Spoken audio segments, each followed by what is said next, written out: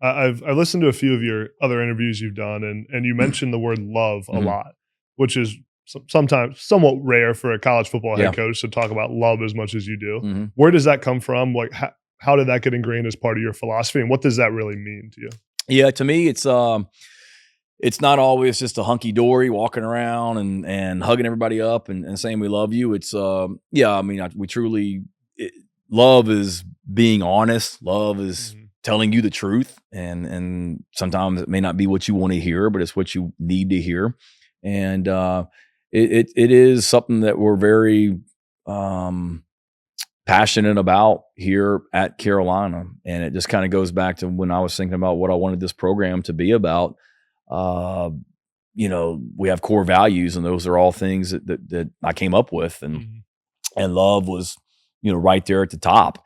And we try and embody that each and every day. And I get it; it's harder than ever nowadays with the transfer portal and NIL um, to build a team. But I got into this profession for, I love to compete and love the game, but really the relationships with the players. And I love that. When I was an assistant coach, uh, felt like I was super connected and super close with all the guys on the team. And now I get to do that as a head coach. And I love that part of it, of the job. I'm not a guy that sits in my office all day and isn't seen in the building. Like, I want to be out and about and around this facility at all times and involved in our players' lives. And to me, that is love. You're right.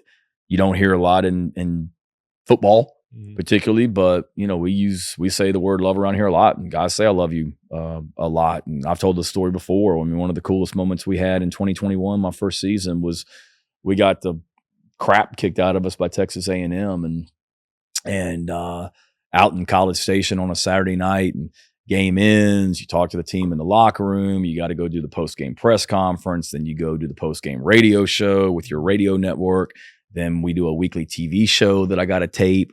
So you're doing all this, and now you're like, man, I got a 2-hour flight back to Columbia, South Carolina. We're going to get back at 4 o'clock in the morning or whatnot.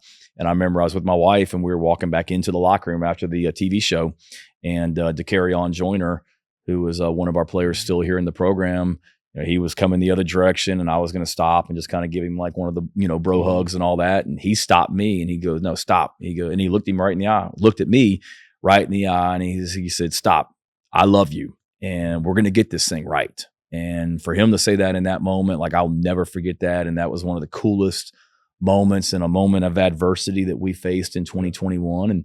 And he was right. I mean, we flew back to Columbia. We had an off week the next week, and then the very next game we beat Florida here in Columbia by 3 touchdowns when we were like 3 touchdown underdogs, I think. And it was at that moment I remember thinking to myself, okay, we got the right kind of guys in this program, and they're they believe in what we're doing here, and we're going to be okay.